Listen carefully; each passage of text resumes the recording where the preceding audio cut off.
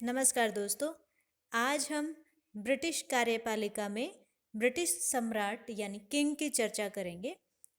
और इसमें जानेंगे कि ब्रिटिश कार्यपालिका में क्या क्या शामिल है, किंग और क्राउन में क्या अंतर है, किस प्रकार की शक्तियां ब्रिटिश किंग को मिली हुई हैं, क्या एक्चुअल में किंग को वो शक्तियां महत्वपूर्ण बनाती हैं, या क्यों कहा जाता है कि जो किंग है वो किसी प्रकार की गलती नहीं करता है। आज भी इंग्लैंड में अगर मोनार्की बनी हुई है, राजतंत्र बना हुआ है, तो उसके पीछे क्या जस्टिफिकेशन है, इन सब चीज़ों को एक एक करके जानेंगे। इससे पहले कि लेक्चर शुरू करूं, दोस्तों मैं आपको याद दिलाना चाहूंगी कि सेकेंड वर्ल्ड वॉर की समाप्ति के बाद मिस्र के बादशाह फारूक ने ऐसा कहा था कि दुनिया में सिर्फ 5 बादशाह बचे रहेंगे, 4 ताश के पत्तों के और एक इंग्लैंड का। वास्तव में उसके इस सेंटेंस में काफी सच्चाई है। यूरोप के अब किसी भी बड़े देश में राजा का पद देखने को नहीं मिलता है। एशिया और अफ्रीका में भी धीरे धीरे राजतंत्र जो है वो खत्म हो रहा है। खुद बादशाह फारूक को देश छोड़ के भागना पड़ा, लेकिन इंग्लैंड में आज भी सम्राट का पद कायम है। इतना ही नहीं, जनता में सम्राट के पद के प्रति सम्मान और श्रद्धा की भावना भी देखने को मिलती है। तो दोस्तों, इसकी शुरुआत कहाँ से हुई थी? एक्चुअली 600 ईस्वी के लगभग डेनमार्क की एंग्लो सेक्शन जाति ने ब्रिटेन के अधिकांश हिस्सों पर कब्जा कर लिया था। और 1066 के आते आते जो नॉर्मन राजा हैं विलियम, उन्होंने इंग्लैंड पर जीत हासिल कर ली। बाद में उन्होंने अपने साथ वेल्स, आयरलैंड को भी इंग्लैंड के राज्य में शामिल कर लिया था। और 1603 में इंग्लैंड और स्कॉटलैंड एक ही शासक जेम्स प्रथम के अधीन हो गए थे। इस तरह धीरे धीरे वहाँ पे जो राजतंत्र था वो और ज़्यादा मजबूत होता चला गया था। तो देखोगे एक तरीके से कि बाद में कैसे जो राजतंत्र पहले जिसने यूनिफाई किया इंग्लैंड को, इन चारों एरियाज को मिला के, वो धीरे धीरे फिर बाद में कैसे उसकी पकड़ छूटती चली गई और लोगों को अधिकार मिले। जैसे 1215 का मैग्ना कार्टा आया, इसके बाद 1688 की ग्लोरियस रेवोल्यूशन हुई। तो एक तरीके से वहाँ राजतंत्र के हाथ से शक्तियाँ खिसकती चली गई, यानी वो जो राजतंत्र था वो निरंकुश राजतंत्र से बदल के सीमित राजतंत्र में परिवर्तित होता चला गया। और क्योंकि हम आज के टाइम में ब्रिटेन की कार्यपालिका कैसे काम करती है उसकी चर्चा कर रहे हैं, तो सबसे पहले मैं आपको बताना चाहूंगी कि ब्रिटिश कार्यपालिका जो है वो सम्राट यानी किंग या क्वीन और मंत्रिमंडल प्लस वहाँ की नौकरशाही, इन सब से मिलकर के बनती है। तो इन सब से मिलके बनती है, तो सबसे पहले मैं कार्यपालिका की जब बात कर रही हूँ, और उसमें भी क्योंकि हम खासकर सम्राट यानी किंग को पढ़ रहे हैं, लेकिन किंग को पढ़ने से पहले हमें क्राउन और किंग के बीच का भेद समझना आवश्यक है। ब्रिटेन क्योंकि संसदीय व्यवस्था वाला देश है, इसलिए वहाँ सम्राट का पद मात्र नाम मात्र का है। सम्राट हेड ऑफ द स्टेट तो है, लेकिन हेड ऑफ द गवर्नमेंट नहीं है, यानी राज्य का प्रधान है, सरकार का प्रधान नहीं है। इसलिए ओग ने कहा है कि ब्रिटेन में क्राउन रिपब्लिक है, मुकुटधारी गणतंत्र है। और बैगोट तो यहाँ तक कहते हैं कि यदि संसद के दोनों सदन मिलके उसके मृत्यु के आदेश को पारित करके उसके पास भेज दें, तो भी वो उस पे हस्ताक्षर करने से मना नहीं कर सकता। तो ये किंग और क्राउन में भेद क्या है?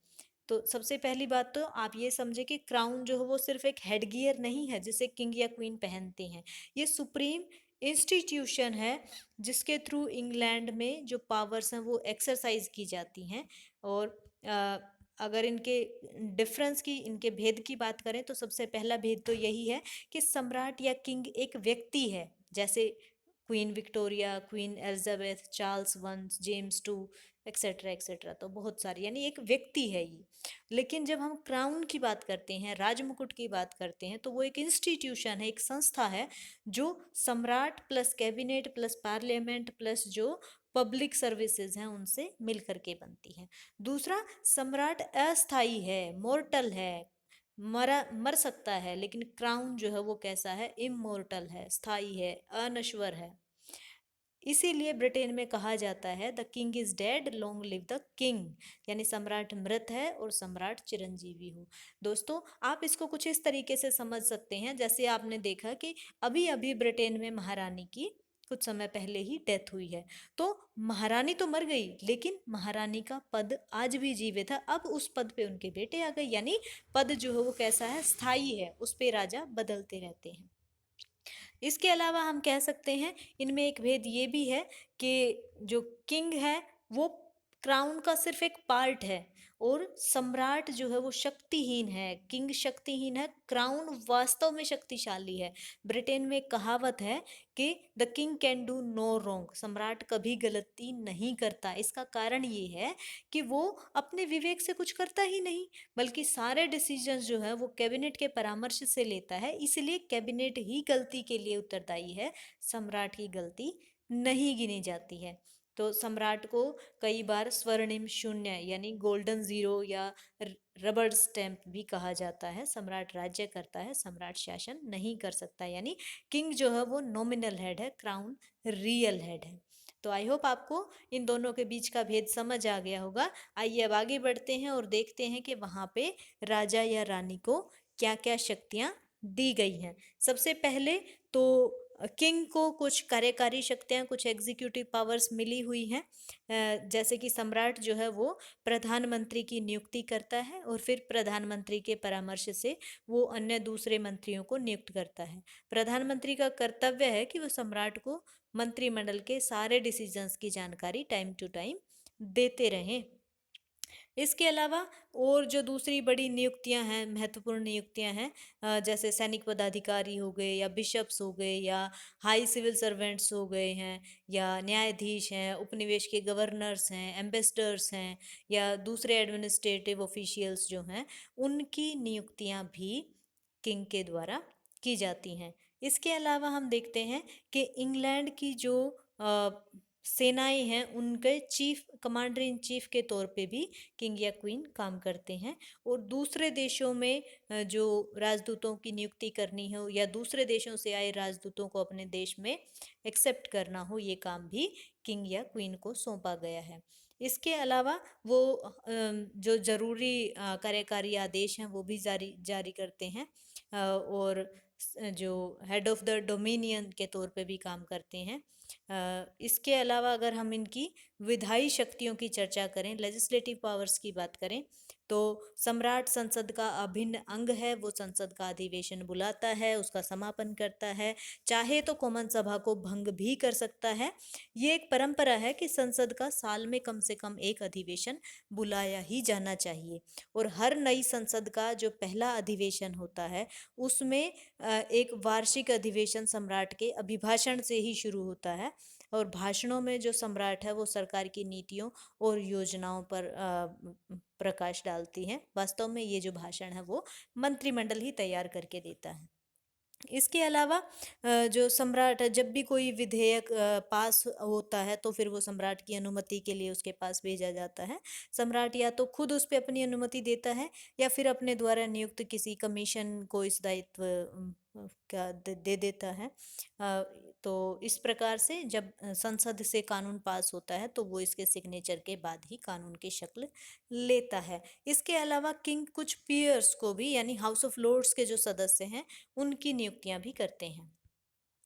अगर हम इसकी न्यायिक शक्तियों की बात करें, तो सम्राट जो है वो जुडिशियल ट्रिब्यूनल्स के सदस्यों की नियुक्तियां करता है, यानी सुप्रीम कोर्ट के जजेस की नियुक्तियां करता है, लॉर्ड चांसलर की नियुक्ति करता है, या अगर किसी को कोई पनिशमेंट दी गई है तो उसमें क्षमादान की शक्तियां भी सम्राट के पास हैं, यानी वो किसी के क्षमादान देने या दंड को निलंबित रखने या कम करने की शक्ति रखता है।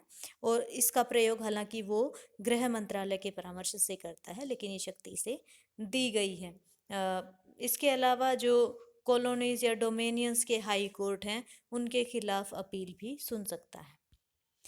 अगर हम इसके एक्चुअल रोल की वास्तविक स्थिति की बात करें, तो सम्राट की वास्तविक स्थिति कैसी है, बैघोट ने इन शक्तियों को देख के एक बार कहा था कि शक्तियां देखने में बड़ी डरावनी सी दिखती हैं, अगर सम्राट उनका उपयोग करने लगे तो वो सर्वे सर्वा बन सकता है, पर कानूनी शक्तियों के आधार पे हमें सम्राट की वास्तविक स्थिति का अनुमान नहीं लगाना है।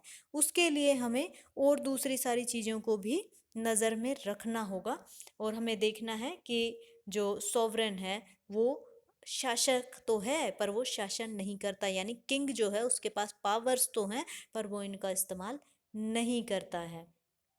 और हालांकि ऐसा भी नहीं है कि किंग की जो सारी शक्तियां हैं वो खत्म हो गई हैं, कुछ शक्तियों का प्रयोग वो आज भी करता है। और बैगोट कहते हैं कि सम्राट केवल 3 अधिकारों से युक्त है। पहला है राइट टू कंसल्टेड, यानी सलाह देने का अधिकार। दूसरा है राइट टू एनकरेज, यानी उचित कामों को प्रोत्साहन देने का अधिकार। और तीसरा है राइट टू वार्न, मतलब अनुचित कार्यों के विरुद्ध वो सरकार को चेतावनी भी दे सकता है। और जो आप देखेंगे इसका एक उदाहरण दिया जा सकता है जिससे पता चलता है कि सम्राट है वो केवल रबड़ स्टैंप नहीं है, केवल रबड़ की मोहर नहीं है। सम्राट जॉर्ज पंचम को किसी अपने पर्सनल सोर्स से जब ये पता चला था कि प्रधानमंत्री रैमजे मैकडोनाल्ड ने किसी लॉर्ड को ये आश्वासन दे दिया था कि उसे भारत का वायसराय बना दिया जाएगा, तो सम्राट ने उस प्राइम मिनिस्टर को साफ साफ कह दिया था कि इतने इम्पोर्टेंट पद के लिए उस व्यक्ति का नाम रिकमेंड ना किया जाए, और प्रधानमंत्री को सम्राट की इच्छा के आगे झुकना पड़ा था। यानी ऐसा नहीं है कि वो केवल रबर स्टैंप के तौर पे काम करता है, कई बार वो अपनी विजडम का प्रयोग भी करता है, अपने इन्फ्लुएंस का प्रयोग भी करता है और सरकार को अच्छे डिसीजन लेने में सहायता करता है। और सबसे बड़ी बात, वो उस देश की एकता का एक सिंबल है, एक चिन्ह है। तो अब आपके मन में सवाल उठ रहा होगा कि चलिए ये सब तो ठीक है, लेकिन ब्रिटेन में राजतंत्र जीवित क्यों है? यानी सम्राट के पद का क्या औचित्य है, क्यों बनाया हुआ है जबकि सारी दुनिया आज लोकतंत्र की तरफ चल पड़ी है? तो इसके लिए कुछ चीज़ें जिम्मेदार हैं। इसका सबसे पहला कारण तो ये है कि सम्राट की लोकप्रियता का सबसे महत्वपूर्ण कारण ब्रिटेन के लोगों का रूढ़िवाद। यानी राजपद एक ऐसी संस्था है जो उनकी राजनीतिक संस्कृति का अनिवार्य हिस्सा है। 1649 से 1660 तक जब वहाँ पे गणतंत्र शासन काल रहा, तो उस शासन को वहाँ के लोग अपने इतिहास का एक काला धब्बा मानते हैं, क्योंकि उन दिनों लोगों की स्वतंत्रता का कहीं ज़्यादा हनन किया गया था, राष्ट्र की आर्थिक स्थिति भी अच्छी नहीं थी, और वहाँ के लोग जो हैं वो अपने राष्ट्रीय प्रतीकों से और सम्मान के जो वहाँ के प्रतीक हैं उनसे चिपके रहना पसंद करते हैं, यानी बहुत ज़्यादा तेज़ी से परिवर्तन नहीं चाहते हैं। यानी वहाँ के लोगों की रूढ़िवादी सोच या परंपराओं से उनका जो लगाव है वो इसके लिए जिम्मेदार है। इसके लिए आप हम जानते हैं कि वहाँ पे पार्लियामेंट्री फॉर्म ऑफ गवर्नमेंट है जिसमें जो किंग या क्वीन है वो मात्र नाम मात्र का अध्यक्ष है। तो ऐसे में ये शासन में किसी प्रकार की बाधा उत्पन्न नहीं करता है, इस वजह से भी वहाँ पे राजतंत्र जो है वो बना हुआ है। इसके अलावा राजा या रानी जो है, क्योंकि उसे शासन का एक लंबा अनुभव होता है, वो एक एडवाइज़र के तौर पे, एक क्रिटिक, एक फ्रेंड के तौर पे काम करता है, जिससे उन्हें इसके कुछ बेनिफिट मिलते हैं। इस वजह से भी राजतंत्र को इंग्लैंड में आज भी पसंद किया जा रहा है। इसके अलावा कॉमनवेल्थ कंट्रीज के यूनिटी का सिंबल है। अगर वहाँ पे किसी निर्वाचित व्यक्ति को ले आया जाए तो शायद लोग उसको उतना सम्मान ना दें जितना वहाँ के राजा या रानी को दिया जाता है। ये वजह भी है कि मोनार्की का औचित्य ठहराया जाता है। इसके अलावा ये वहाँ लोकतांत्रिक प्रक्रियाओं के विकास में किसी प्रकार की हिंडरेंस पैदा नहीं करता है, किसी प्रकार की बाधा पैदा नहीं करता है। इस वजह से भी जो राजतंत्र है वो एक बढ़िया बढ़िया मीडिएटर माना जाता है, एक बढ़िया सरकारी निवेश माना जाता है। और क्योंकि वो पास्ट और प्रेजेंट को जो है वो जोड़ता है। तो ये सारे तर्क दिए जाते हैं कि वहाँ पे राजा या रानी जो है उसका पद आज भी बना हुआ है। तो अंत में हम कह सकते हैं कि जो मोनार्की है, जो राजतंत्र है, वो इंग्लैंड की राजनीतिक और सामाजिक व्यवस्था का एक अभिन्न हिस्सा बन चुका है। और इंग्लैंड के लोग ये महसूस करते हैं, ये विश्वास करते हैं कि कुछ भी हो, कम से कम राजा तो उनके लिए किसी प्रकार की कोई समस्या खड़ी नहीं करेगा, इसलिए उन्हें इससे कोई खास मतलब नहीं है। वो इसके गौरव को अनुभव करना चाहते हैं, वो इसकी सिंबॉलिक पावर का आनंद लेना चाहते हैं। इस वजह से वहाँ पे ये जो संस्था है वो कार्यरत है। आइए एक बार फिर से देखते हैं कि हमने आज के इस लेक्चर में क्या क्या जाना। दोस्तों, सबसे पहले हमने आपको बताया कि जो इंग्लैंड है उसमें किस प्रकार का शासन रहा, कैसे ये यूनिफाई हुआ, कैसे धीरे धीरे निरंकुश राजतंत्र से ये सीमित राजतंत्र की तरफ बढ़ा। फिर हमने किंग और क्राउन के बीच में भेद देखा और बताया कि जो क्राउन है वो सिर्फ एक हेडगियर नहीं है, वो एक इंस्टीट्यूशन है। फिर हमने इनके बीच का भेद जानते हुए बाद में किंग की पावर्स को जाना, जिसमें हमने इसकी कार्यकारी शक्तियों को, वैधानिक शक्तियों को, इसकी न्यायिक शक्तियों को जाना। और हमने ये भी देखा कि किंग का एक्चुअल रोल क्या है। फिर हमने बाद लास्ट में ये भी देखा कि वहाँ पे आज भी अगर मोनार्की राजतंत्र जो है वो एग्जिस्ट करता है तो उसके पीछे क्या औचित्य दिया जाता है, क्या कारण दिए जाते हैं। आई होप आपको लेक्चर पसंद आया होगा। अगर आपके किसी प्रकार के कोई सुझाव हैं तो आप हमें अपने सुझाव दे सकते हैं। आपका बहुत बहुत धन्यवाद।